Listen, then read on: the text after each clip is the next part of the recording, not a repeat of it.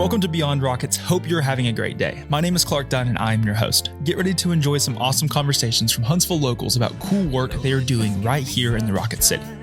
You can connect with us on social media at Beyond Rockets, and if you're interested in doing a podcast yourself, I'd love to hear from you. You can visit my website, beyondrockets.com today, or connect with me on LinkedIn at Clark Dunn. Sit back and enjoy this episode of Beyond Rockets. Everything I liked except the way she talked to me every day.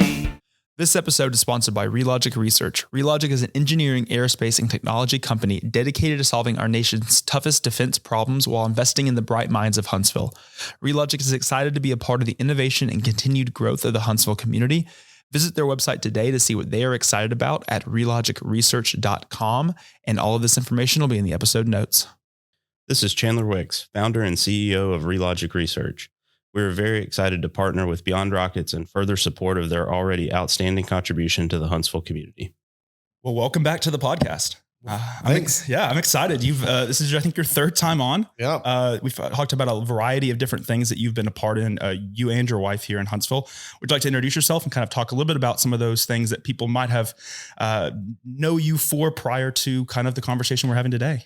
Yeah. So my name's Kyle Husband, and I used to own Offbeat Coffee. We were open for about 5 years over in Campus 805. We were, a third wave, high quality coffee shop. And I got out of that last August, not this past one, 2 Augusts ago now. And, then my wife, Anna, decided that she wanted to open up her own tattoo studio. So I don't do tattoos or anything like that, but I helped her with all the back end stuff of that, and setting up the tattoo shop and then doing all of that kind of stuff. Spent a lot of time earlier this year doing that. She opened in January, I think it is. And then, I got this opportunity to acquire the Little Green Store and gallery. And so that's where we're at now. Yeah. So, I mean, and if for those who might not know, the Gilded Moth is over at Lincoln Mill. Yeah. So it's really almost right down the hall from where we're recording the podcast right now. And so it's been fun. I've gotten to know Kyle and Anna over pretty much since the beginning of Offbeat, I think, is when I started kind of helping y'all out. Yeah. You're actually my first client. So anything that I've done up to then is kind of because of y'all. So I appreciate that. It's been fun. It's been fun to kind of get to know y'all. But the Little Green Store, talk about kind of the background, because the Little Green Store has been around for a little while. But you've obviously, in the last month and a half, 2 months, have kind of now acquired it. Yeah. So the Little Green Store and Gallery is primarily an art gallery. We also sell jewelry, and we also are a gift boutique, and we're located up on top of Montesano Mountain. We're actually the only commercial space up on Montesano Mountain. And it's pretty interesting the way that it came about. So my grandmother was Betty Grisham, and she was a regionally well-known artist. And one of her mediums was hand-painted fabric. And so growing up, I would go to her her fabric studio and watch her work or whatever. And that fabric studio was actually the building that the Little Green Store is in now. Wow. So, years ago in the 90s, my grandmother sold it to Anna Byrne, the former owner of the Little Green Store. And she actually turned it into her private pediatric psychology or psychiatry practice. And that's what it was for a while. And she actually, I think the story goes, don't quote me on this one, but I think the story goes that one of her babysitters that she was close with, that babysat her kids, was an artist and wanted a place to show her art. And so she had this one little office off to the corner of her practice that had an exterior door. And we're talking like, a 10 by 10 room or something like that. And so that was a place for her to display her art. And then slowly other artists, especially up on the mountain, kind of started reaching out to her and being like, hey, like, if you're showing art, we'd like to show our art. And so it kind of grew. And over the course of multiple renovations, the Little Green Store got bigger and bigger and bigger, and her practice got smaller and smaller and smaller, until finally she decided that she was like, I would rather be over here talking to customers about art than doing the psychology thing. And so that's kind of how the Little Green Store was born. But it's pretty cool. Like, getting to go to work every day in a building that I grew up going and seeing my grandmother work in is pretty cool. Yeah. So when did the transition to be completely the Little Green Store happen? I think around 8 years ago, I think 8 years ago. Okay. Yeah. So, it is like one of there's not very many art galleries here in Huntsville. I mean, it's surprisingly, I'm surprised that there's not as many as I feel like there should be. But it's been cool. I think 2 weeks ago or so is when y'all did the grand reopening. Yep. As kind of the owners. You had a little party, kind of had pop-ups and face painting and music and drinks and everything like that. As we were getting into the holiday season, that's probably the biggest and the busiest time for the Little Green Store. Everyone looking for gifts and all that. What can people expect to see for the Little Green Store kind of as in the next 2 or 3 months as we finish off 2024? Yeah, so we are definitely gearing up for the holidays right now. The holidays are by far the busiest time of the year for us. The Little Green Store has historically done these artist open houses on the first Thursday of every month. And so this coming month, the first Thursday, I think it's November 7th, whatever the first Thursday is of November, we actually have Alan Davis coming in and he is the featured artist for November, and we'll have his open house that first Thursday from 5 to 8 p.m. And we do that, every month, and that entails just everyone getting together. We serve food and all that kind of stuff, and it's a little party. We usually have 30 to 50 people. But we would love to have more people. Yeah. And the artist is there talking to the crowd and stuff like that, and it's always a really good time. So we'll continue doing that. We've got next year's calendar almost full. So we're still working on that. But, over the course of the next few months, we are also having a Christmas, kind of a Christmas open house on November 16th. Okay. During the day from 10 to 5 during open hours. And that's kind of in conjunction with the Burritt. So they will be having an event that day too, another Christmas open house. So it's kind of a come up on the mountain and shop kind of day. And, we'll have all kinds of stuff going on that day as well. We've been adding a lot of new inventory in as well, especially in the gift area. We went to market with the previous owner last August, and we have been in New York City, and we've been kind of holding off putting all of that inventory out until we actually took over. So we just got all of that out about 2 weeks ago. Wow. So we have a whole lot of new inventory in the shop. We've got, new gifts, the gifts ideas with new jewelry, all of that kind of stuff. We've actually got a new artist showcasing right now in the shop that's never been here before. His name is Jeffy Brewer, and he does metal sculptures and really cool stuff. I've got a giant one of his in my backyard. That's actually why I reached out to him to come to send us some work that we could introduce the Huntsville area to. But yeah, so, we've got a lot of new stuff going on. We're going to start putting out our Christmas stuff. Well, actually, we started putting it out yesterday, but officially we're going to start putting out our Christmas stuff November 1st. So just really ramping up for the Christmas season. We got all kinds of Christmas ornaments and Christmas decorations and just all kinds of fun stuff with that as well. So yeah, that's kind of what we've got going on for the next couple of months. This episode is sponsored by Yellowhammer Brewing. Yellowhammer is a local craft brewery serving Huntsville for the past 14 years. They are known for their premium craft beers like their T-Minus and Rebellion, but what you might not know is they also offer spirits, wine, seltzers, and non-alcoholic drinks. Next time you stop by their location, try one of their seasonal cocktails made with the Gemini Bourbon or the Yellowhammer Vodka, or try this year's big hit Pineapple Punch Seltzer. You can find out more information about Yellowhammer Brewery by visiting their website, yellowhammerbrewery.com, or visiting their tap room located at Campus 805. Thank you so much to all of our sponsors that help make this podcast possible. Now back to the episode. Yeah, and you've had a passion for art for a while, though. I mean, did your grandmother originally get into it, or what kind of got you into art? Because y'all's house a couple of years ago was on the Art Homes tour, and it was, my wife and I went, and it was just like, oh my gosh, they have so much art. Like the art it's beautiful and curated, and just kind of that attention to detail that you have, even when you're curating art for your own home, but also kind of then leading into what you do with the Little Green Store now. When did you kind of first get introduced to art and kind of have a passion for it? Well, yeah, like I mentioned earlier, my grandmother was Betty Grisham, and she was a pretty well-known artist. And so I grew up going to her home up on the mountain, like actually right next to the Little Green Store. And in her home, she had an art studio. And I just remember going up there from the time that I can remember. She would be working back in her art studio and doing painting, not the fabric stuff, doing painting. And she would always set me up an easel right next to her easel while she was working. And so she would just be like, here's a bunch of paints. Here's, everything you need. Just create, just sit back here with Wow. me and create. And so I would definitely say that is probably the origin of my passion for art. But, it's carried through my entire life. I've kept that up. I took a lot of art classes in high school. I actually got an art degree in college alongside my business degree. So, that has definitely carried through my life. I unfortunately haven't been making art recently, Mm. but I think this is kind of, the Little Green Store is a way for me to, show my appreciation and to kind of keep that passion going.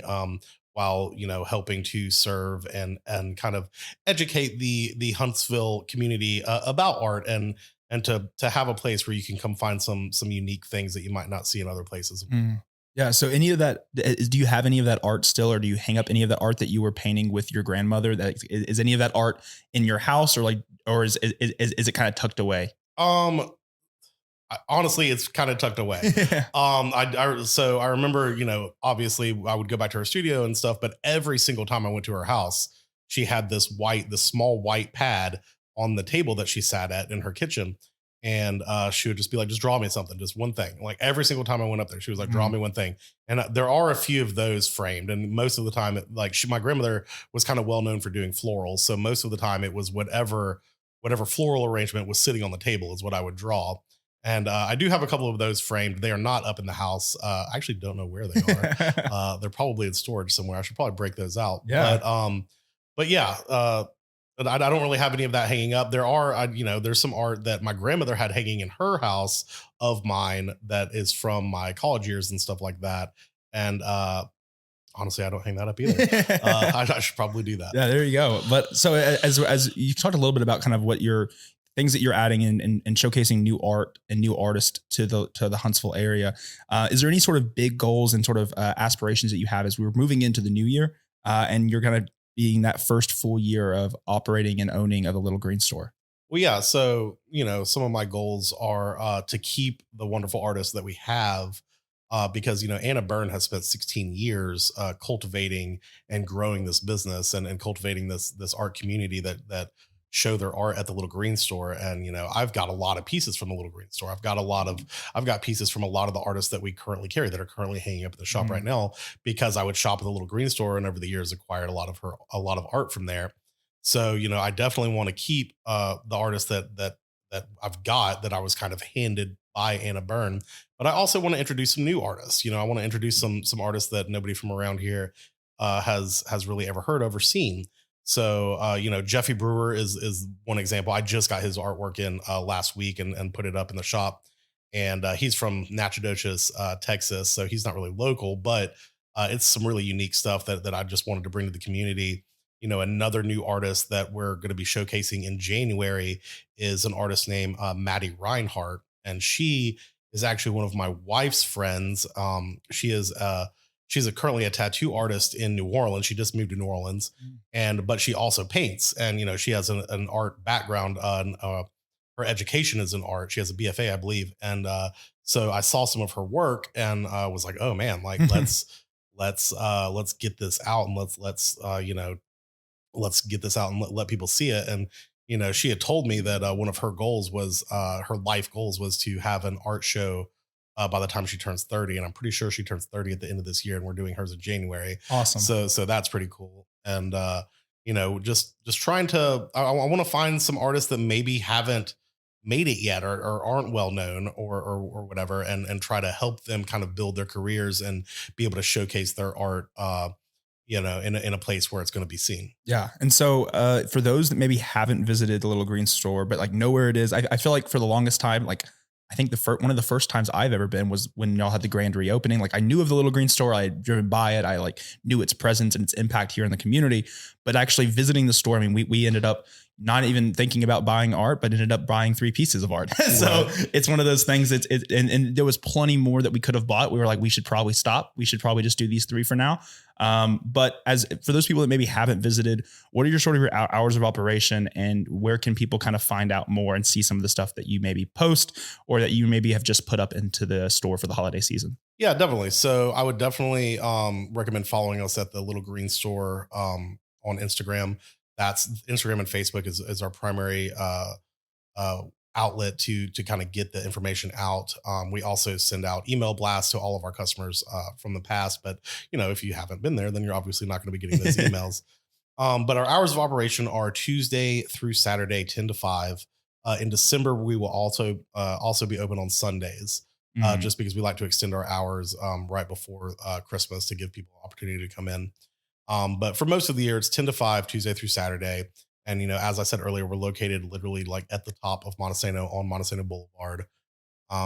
Yeah, we're actually, I've had a lot of feedback about not having a big enough sign out by the road.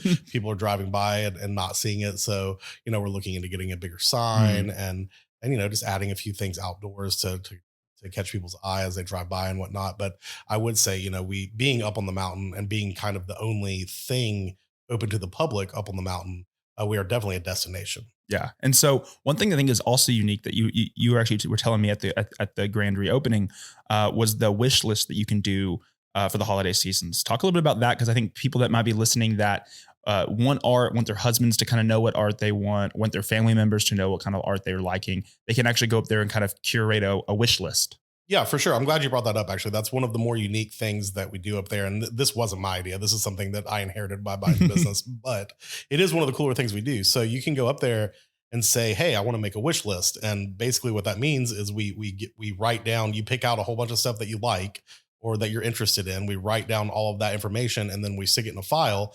And then if you have family members that come in or your husband or wife or whatever, they can ask to see your wish list, and then they can kind of pick and choose, or at least get an idea of what kind of things that you're interested in from that wish list. And I do think it's a really good tool to kind of help people, especially people that are a little bit harder to buy for, to kind of it's the small business version of basically making an Amazon wish list. Yeah, for sure. But I think it's a pretty cool thing that we do that I haven't seen in a lot of other places. Yeah. And so, I mean, I would assume too, with curating the art and finding these artists that you want to showcase there, the art does kind of come on rotation. How often does new art come out? Is it a quarterly basis?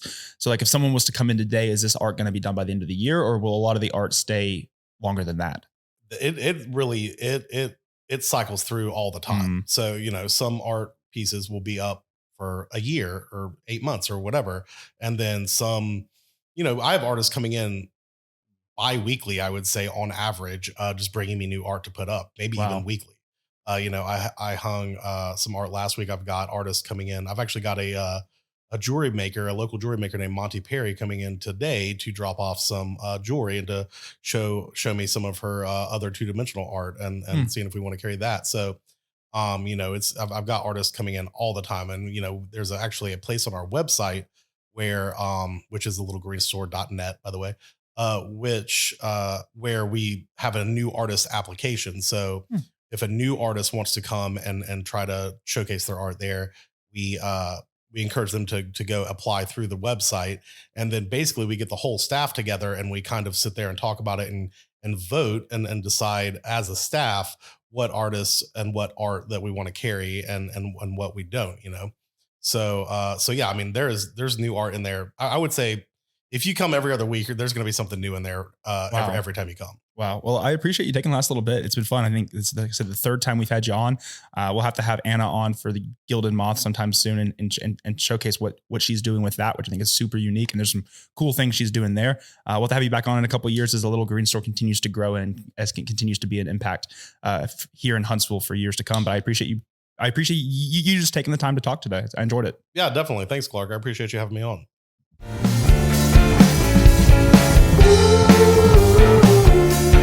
Thank you so much for listening to this episode of Beyond Rockets. Don't forget you can subscribe to the podcast wherever you listen and on YouTube at Beyond Rockets. Be sure to follow me on Instagram at Beyond Rockets to stay up to date with new episodes as they are released. Thank you so much for listening, and I hope you enjoyed.